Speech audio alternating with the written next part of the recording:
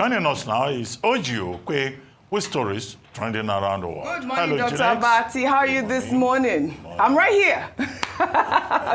Good morning, Bimbai. How are you this morning? Oh, you're looking so bright. I love the color. Thank you. You too. She's been looking brighter since she returned from the US. Yes, true. Well rested. I know why. You want me to announce? Go ahead. I mean, I don't know why, because I would like to know. I'd like to know too. I like to know. Good morning. Rufy on fire. She told us herself. Rufy on fire. How are you this morning? You are adorable, so we call you Adora. She's our Adora. She's our Adora. Well, all right. Good morning to you, viewers. Let's begin what's trending. Reactions have trailed the visit by Pastor Tunde Bakare, a former presidential aspirant to President Bola Ahmed Tinubu at his residence in Lagos.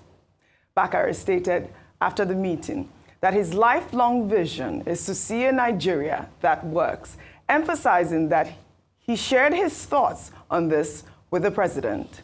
He also expressed optimism that God would guide President Tinubu to help the nation bounce back and leave an indelible mark. Let's take a look. Well, it's not about just reservations. It's about how the country will go well. My personal vision is to see a nation that works in my lifetime. And those things I've discussed with Mr. President. They're not hidden things, but I've learned that when you discuss with the person in charge, you leave it with him to do whatsoever he wills with what you have suggested. So I've had a private conversation with Mr. President, and I'm glad that he received me well, and I trust that God will help our nation. What transpired in my discussion with him stays with me and with him. God guiding him and giving him wisdom will help this nation not to slide or go down the drain, but to bounce back so that it can leave a mark that cannot be erased. Well, all right. Well, this meeting comes just weeks after Bakare publicly criticized the president, urging him to stop playing God and embrace humility in governance. Bakare accused Tinubu's administration of steering Nigeria adrift, descending into tyranny, and demonstrating a brazen abuse of power.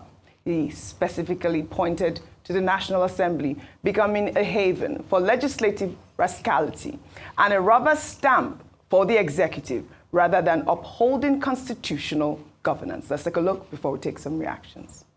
Mr. President, it is through your influence that the Nigerian National Assembly has become a haven for legislative rascality.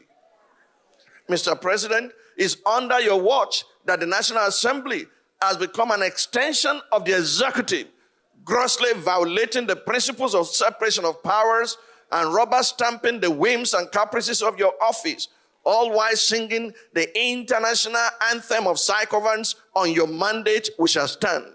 I say, Mr. President, Nigeria is too delicate for this kind of politics. If this state capture was what you meant by a Milokan, it is an anticlimax that can only be counterproductive at the end. I urge you, Mr. President, to think deeply and reflect on these words. No man is wise enough, nor good enough to be trusted with unlimited power. Mr. President, please stop playing God. All right, you know, I had to play this video side by side with the visit because obviously that's what caused the reaction, because I believe this comment was, you know, back in April, just a few weeks ago. And of course, Nigerians have reacted to the visit and his statement there where he made after he visited the president yesterday. Let me take this tweet from JJ, who wrote, "Everyone is just fighting for his personal interest and pocket. Nigeria lacks leaders with conviction and personal integrity. They say one thing today, tomorrow you see them doing other things, e.g. Wike, Bola, Reno, Shehu Sani, and now Bakare. It's indeed pathetic, and you'll understand why. But you know, I mean, after he's a man of God, after that meeting with President Bola Ahmed Tinubu at his residence, I believe, you know, he's now adopted a more, you know, conciliatory note and all of that. Bye, our favorite Naija wife. Go ahead. You know, he's been extremely vocal even Yes. since May 2023 about how he felt about the election. Yes. He expressed how he thought it wasn't a free and fair election, Yes. how he felt that he didn't agree with President Tinubu's values. So this has been consistent from him. Well, since he won't tell us what happened in the exchange, we now have to speculate and assume. It would have been nice for him to just give us a summary of some of the key points addressed in that exchange, because his body language shows us that he didn't go in with the same fiery opposition spirit that we've seen him express over time. Again, it's all assumption, but I would have hoped. See, there's nothing wrong with opposition leaders going to see the president, but what we want is opposition leaders who go and stand on their own principles, who stand on values, who stand their ground when they go and meet the president. Not that they go there, then they all come out sheepishly, smiling, okay, well, things are going to work out. Of course, it's important to be optimistic and believe that things will work out. But the point I'm making is that we need strong, bold opposition who are ready to challenge and tackle these issues in a very diplomatic and democratic way when they go and interface with these leaders. But the body language we're seeing, since again, he's not disclosing what was discussed, is a little bit disappointing, especially because over the past few days, we've seen Sim Fubara, we've seen Governor Adeleke. Remember, I shared a video with you where some Osun State APC chieftains were saying that, we're warning Governor Adeleke that the APC ticket is not for sale. You can't pay President Tinubu for it. So jokers. We were laughing. we were laughing about it. Because obviously we took the story of Adeleke yesterday, and he story. clearly detailed that he was a visit for Salah. And obviously there was a statement that was released yesterday from, you know, the Osun's spokesman saying that Adeleke was not defective. But of course, yes, the questions around the citizens will ask when they see these images is, what are the undertones of these conversations? What is being planned? Is Tinubu the master strategist bringing everybody under his net so that there will be no opposition in 2027? Okay. Pastor Tunde Bakare is not opposition. He's a prophet of God. He's a man of faith. And the interaction between, you know, pastors or prophets and kings is a well-established tradition. If you go very quickly to your Bible and you open to 1 Kings chapter 18, you will see the story there of King Ahab and his relationship with Prophet Elijah. Prophet Elijah was a man of faith, and he was very critical of King Ahab. And he usually gave predictions, and he always told him, and he was very consistent. After that fashion, Pastor Tunde Bakare of the Citadel Community Church, Global Citadel Community Church, gives these sermons where he looks at the state of the nation. The last one he did was 45 days ago, where he was very critical, as we have seen, of the Tinubu administration. So he was not speaking as an opposition figure. He was speaking as a man of faith, making prophetic pronouncements. But that does not stop him from, you know, going to visit the president in the spirit of the season. He has said, well, he does not want to disclose what they discuss. It stays with him. It stays with President Tinubu himself. But whatever message that he has delivered, he summarizes that his vision is that of a Nigeria that works. And that's what all of us are asking for. Yeah. We want a Nigeria that works, whether in the Northeast, or in Benue, or in Imo, or in Umukwata. Nigeria must work. For the first time. Of course. Nigeria must work for all of us, whether we're in the rural or the urban areas. So, you know, I assume that we shouldn't read too many minutes. That does not stop Pastor Bakare from giving another State of the Nation address and criticizing the president, because the job of these religious leaders is to speak truth to power, to be prophetic. The ones I don't know about are the ones who go beyond their limits and begin to comment on 5G, comment on HIV/AIDS, comment on COVID-19, areas in which they don't have any competence. Right. But, it's okay. Well said. Well, speaking about spiritual... One second. Yes. Tunde Bakare is also an opposition. I was going to say... He's an aspirant. Yeah, I was just going to say. against President Tinubu in the last election. He was vice presidential candidate with President Bola Ahmed Tinubu. He's an aspirant. So he's opposing at that point, to... They were in the same party. But he's opposing to... Did he run with him? He ran against him now. They were in the same party. So he's also an opposition leader. No, he's right. Vimba, I think you are right to say that. He didn't run against Tinubu. He didn't run in the primaries of this last election. No, he didn't run against Tinubu. In the primaries of this last election. Not against Tinubu. So Tunde Bakare was not an aspiration. He withdrew from him. But he was running against Tinubu. In the past. But it doesn't matter. So he's opposing to him now. We know him for his evangelism. Yeah. But he's also in politics. He's also in politics. No, he's not in politics now. I was an aspirant in the last presidential election. He's not in politics. He wasn't in politics. Wow. All right. His main job is as a pastor. And politician. I guess the sum up of this conversation is that, yes, he's a spiritual leader, and he's been quite critical. Only recently he was critical with the Tinubu administration. And I guess that is why she, described him as an opposition leader. And of course, he was in politics as well, as a presidential aspirant. Meanwhile, Dr. Bat, speaking about spiritual leaders, Rufai, I'd like for you to touch on this one.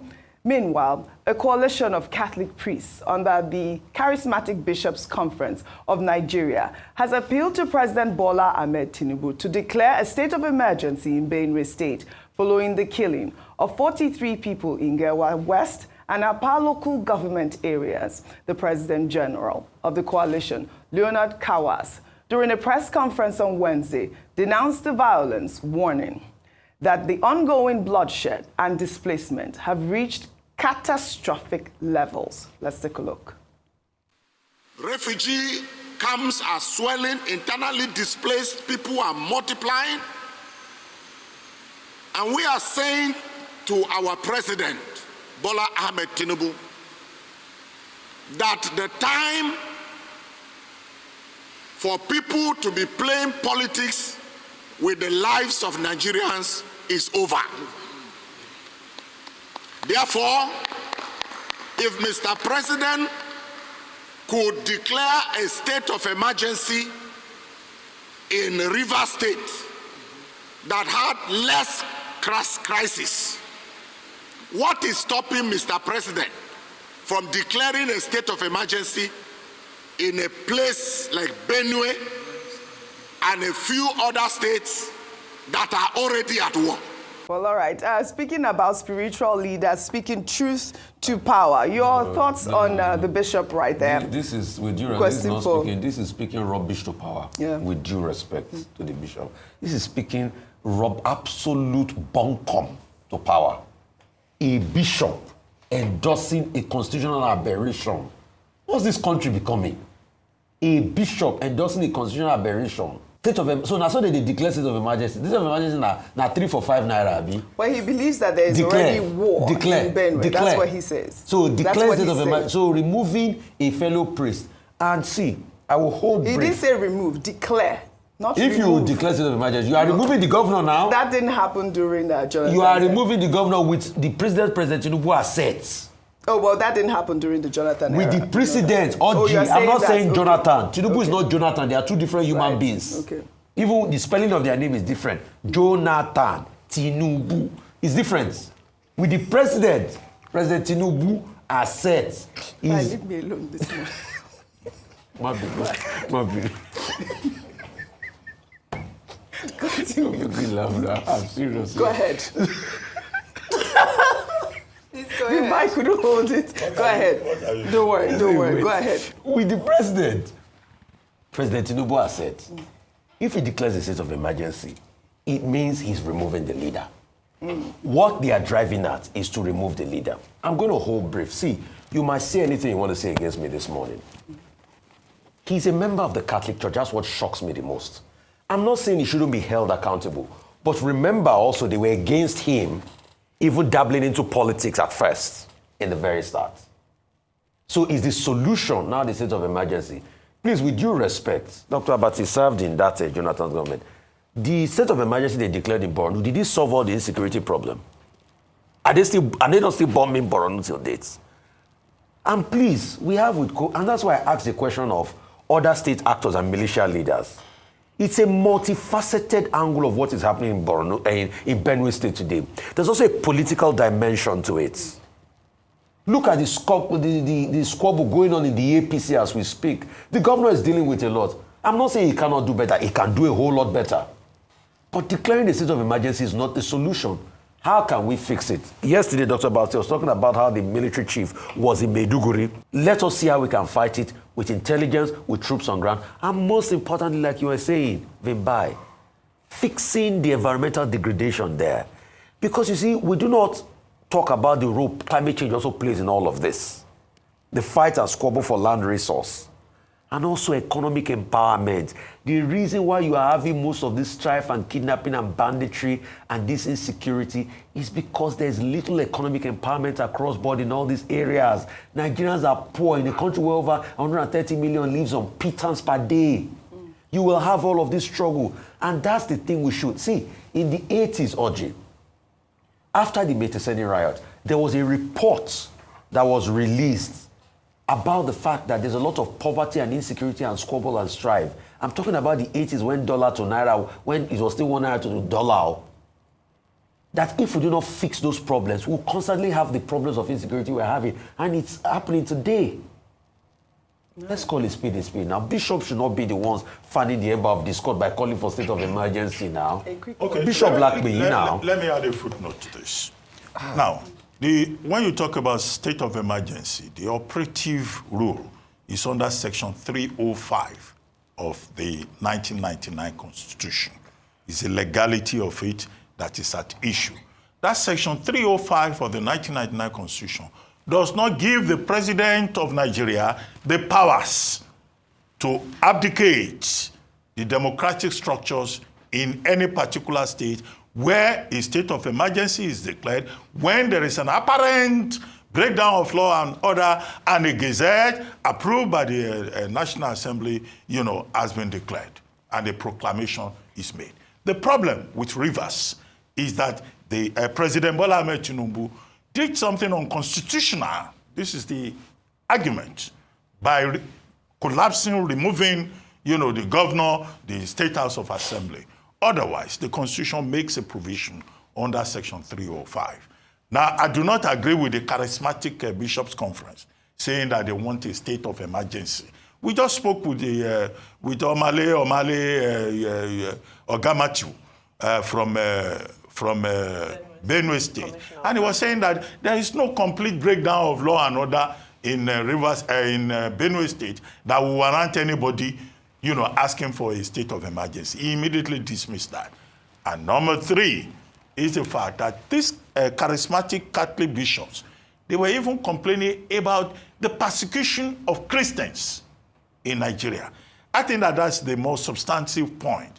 Is there a persecution of Nigerians, of Christians in Nigeria, particularly in the Middle Belt?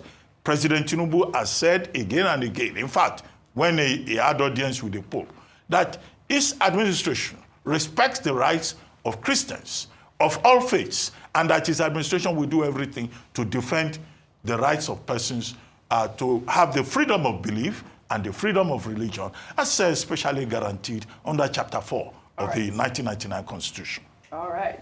Well, in Lagos State, following the commissioning of the first 30 kilometers from the Lagos end of the Lagos-Calabar Coastal Highway by President Bola Ahmed Tinubu last week, a journalist and director at Object TV Media, Segun Olawoye, in a video that has now gone viral, discredited the claim by the federal government that 30 kilometers of the coastal highway had been completed, saying that the road is not up to 30 kilometers as stated. Let's take a look. You all saw the video of the commissioning. They said 30 kilometers a bit. First of all, I expected that the president would be on the road alongside the minister. To be driving along the kilometer stretch, they said they have completed, at least to give people confidence. But instead, what I saw was that they all boxed themselves in a conference room and they were impressing themselves by showing drone footage of whatever they said they have done at the projector screen. But I am here on the road now, 3rd of June. The 30 kilometers they claim that they have done. The highway already has 30 kilometers completed. Nearly 20 kilometers from Victoria Island eastward towards Lekki Corridor, and nearly 10 kilometers from Eleko heading westward. 20 kilometers they said from VI to Eleko Corridor. The remaining 10 kilometers they said from Eleko inward. Gentlemen and ladies, I am at chainage 41.230 kilometers. And Eleko Junction is chainage 47.5. If you do the subtraction, what you have is 6.2 something kilometers. That simply means that the claim that they have completed 10 kilometers from Eleko into this place is not true. So in case you are thinking, oh, they have done 30 kilometers, I want to drive from VI, I want to go to Eleko, they are not together, they are disjointed like different pieces.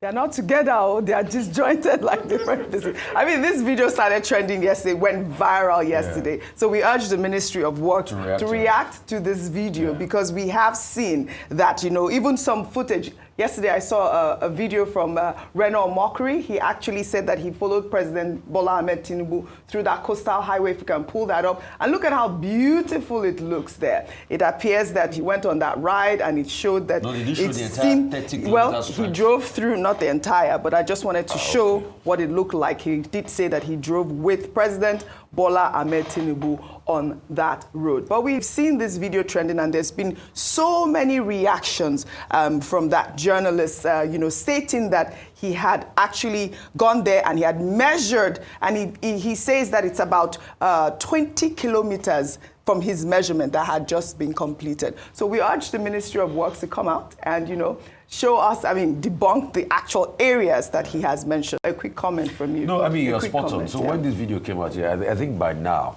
the Ministry of Work should be able to come out. And that's why we expect, you know, the PR team. And coming out, apart from saying they're on their side, what they should also do is we should take a team of independent assessors, engineers and the likes that know more in this area, to have a drive-through. They should just say, okay, we did it up to this end. They should have a drive, so we can have an independent body, you know, that verifies all of this, what is happening. And it's really, really, really important. See, there's an office in England called OBR. It's called the Office of Budget Responsibility, where with budgetary provisions, there's an ombudsman that holds them to task. We should also have that with terms of projects, independent body. That's if the body is not corrupted, you know, because the thing with Nigeria, before you know that they don't corrupt that body again. So that can say, okay, if you did XYD stretch of road, that you say you did it with this quality, let's now go and independently verify and release the reports before they are corrupted, though. Because that's the problem. But we need independent assessors to be able to look at it, so we can get both sides and get what is clarity. But very quickly, though, to the claim that it's disjointed, we have a long weekend coming up, so citizens are free to go for a drive on the road and see for themselves. I believe it's open. Are people already passing there? People are passing there, yes. People are passing there, yes. I like that. So people can go and drive for themselves, share your videos. Let's see from people's own experience. Okay, Bimbai, I charge you so I can play it on what's trending. On Monday. On Monday, would you do that? But you're sure that citizens are passing there to walk? Yes, They are using that road already, you're sure? Yes, okay, so some of your people using it, okay. Yes, plus I just played Reno Omokri's video as well. No, this was official usage, it's not... Is he an official? Okay, well, he said he was with the president. You can see convoy now, that's official usage. He said he was with the president. As in citizen pass, have they opened Okay, well, still in Lagos, I mean, just talking about the beauty of Lagos and what, you know, the government is doing, the Commissioner of Environment and Water Resources in Lagos, Tokunbo Wahab, has said that the state will impose a fine of 250,000 naira or a 3-month jail term on individuals who dump refuse illegally, litter or deface the streets. He made the announcement on Tuesday at a media briefing, warning that serial offenders will face even stiffer punishment. I mean, I think that this is kudos, really, because we've seen crazy people, even, you want to say something, dumping on the streets. I like this. I was going to say that Commissioner Tokunbo Wahab was just restating the law. The Lagos State government has what they call the environmental law, you know, of 2011. Law of the Environment, Lagos State 2011. They have the law establishing Loma Act of 2016 or so. And then you also have the Federal Government Environmental Protection Act, of 2004. So there is no law in this country that allows people to dump refuse anyhow, or that allows people to engage in open defecation and also open urination. Horrible videos. So that's why, it's all about public health, public interest, public hygiene. And I think that Commissioner Wahab is in order by insisting. You brought a video where one man, an adult, riding a car, just stopped, I think on top of, was it Third Mainland Bridge? And was dumping refuse. And these are people who say they are educated. These are people who on Sunday will go to church, who on Friday will go to the mosque. And yet they don't care about the other person. Even when the Holy Books tell us that do unto others as you wish to be done unto. So I support the Lagos State government because those penalties are in the law. What is missing in the law is that instead of saying you will have 6 months imprisonment or is it 2 years, there's another one that says you will do 6 years.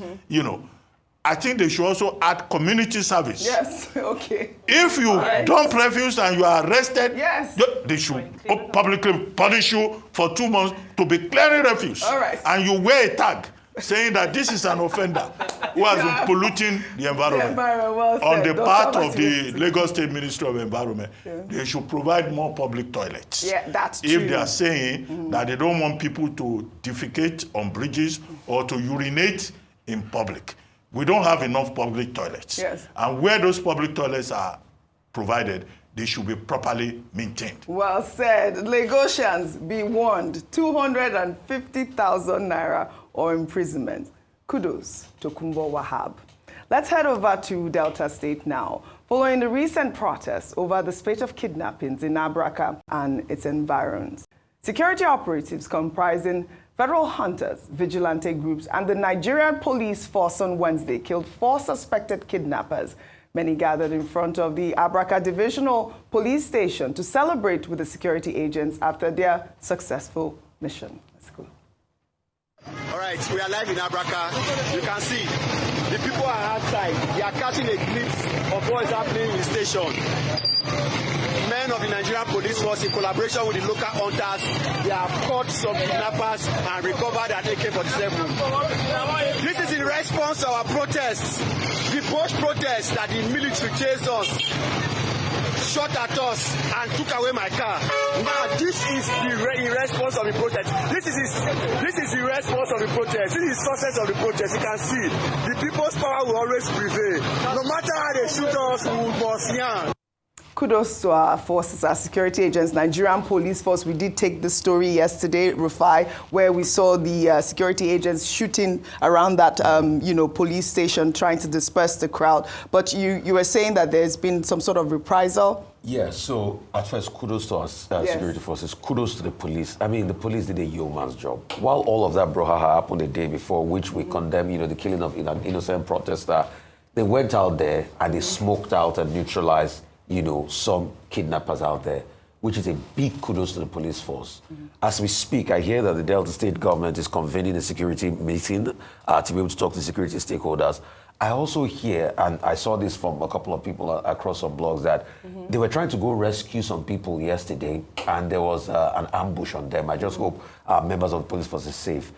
This is what we require from our police force, standing up for the citizens and doing very well. And we give kudos to them. In fact, these are police officers are true heroes at this point in time. It's not only when they don't do right, we say it. When they do right, we say it. And this is something. But most importantly, we must be able to make Abraka safe and secure. Absolutely. Lovely, wonderful town where you have the Delta State University, lovely beaches around it, economic activity, picking up in and around that area, and we cannot allow kidnapping and insecurity, take over that area. It has to be said. Absolutely, and also we call on, the Delta State government and the Delta State security forces as well to continue to protect the people of Abraka and its environs. Well, let's take our story now on the milestones. Honoring the late Kudat Abola, wife of MKO Abiola, the presumed winner of the annulled 1993 presidential election.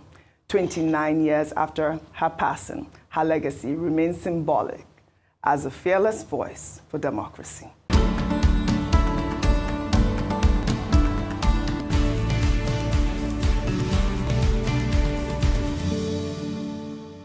Kudat Abola was born in 1951.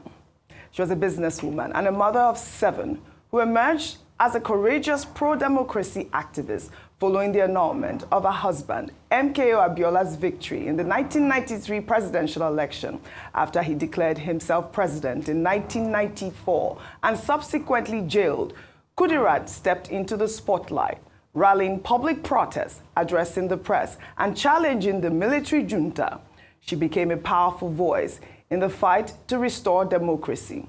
On June 4th, 1996, Kudat was assassinated in Lagos. Her assassination was a devastating blow to the democracy movement, yet her legacy endures as a symbol of sacrifice, resilience, and unwavering commitment to Nigeria's democratic ideals. General Sani Abacha is the prosecutor, the jury, and is the judge. That has always been my fear, that the judiciary in this country has been stampeded by the dictators that impose on themselves on us as our leaders and rulers. An election has been won on the June 12th, 1993. The winner of the election now is now being tried for treason. There's no way they can be. They are just deceiving themselves. Instead of them to tell us that they have enjoyed this power so much, they have stolen our money so much that they want to keep ruling for as long as they live.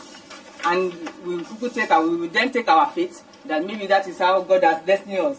But instead of them saying that, they will now go on to the air for empty propaganda and deceit that will lead this country nowhere than ruins.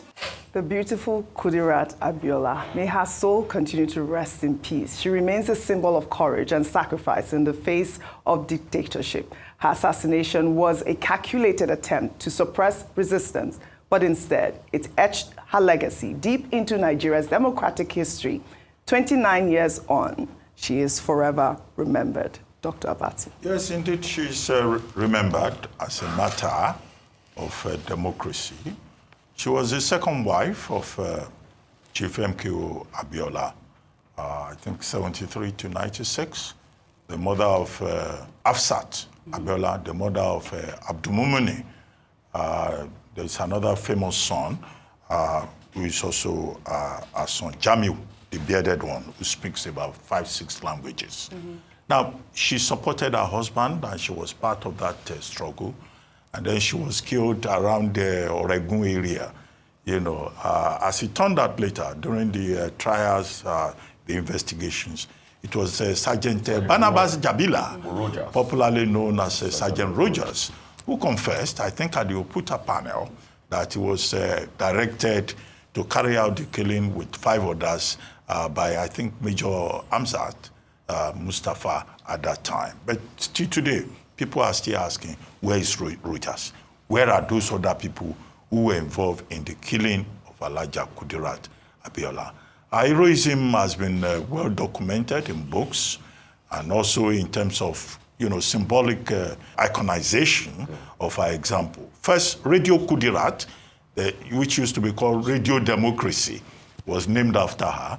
In New York, there's also Kudat Corner, very close to the United Nations. If you go there, you see Kudat, you know, corner. But the thing, however, is to further highlight the symbolism of June 12, the freest and fairest election ever conducted in this country. And yet so many people had to suffer for it. Journalists died, people went into exile. Abacha's dictatorship was what even prompted the rebellion of civil society to say never again in this country should we have this kind of dictatorship. So the fear in this country is about festering dictatorship, brutality, the worst of it that we saw under General Abacha. And we hope that that will never happen again. And that they will teach history so that the younger generation will know the story of marchers like MK Abiola and his wife, Kudat Abola, Frank Kokuri, Alfred Rewani, Ibrahim Adesanya, and all the other people, because you'll be surprised if you go to our schools today and you talk about, Kudat Abola killed June 4, 1996. They may ask you, who is that? Well, that is part of the tragedy of this country. Right well said, a country Dr. that forgets. Well said, Dr. Abati. May her soul continue to rest in peace. We'll take our good news report now, highlighting Grammy-winning Nigerian singer Temilade Okpeni, popularly known as Tems, who has been honored with the Diamond Award at the inaugural Billboard Global Power Players event.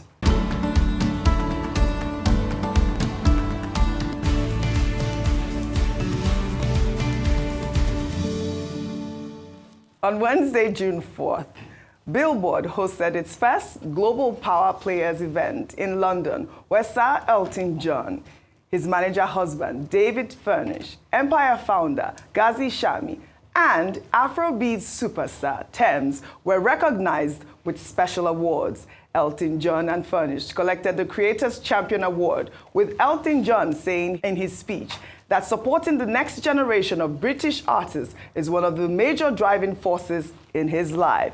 Tems, in her remarks, reflected on her journey as an African artist and expressed appreciation for Billboard's growing recognition of African music and culture on the global stage. Let's take a look.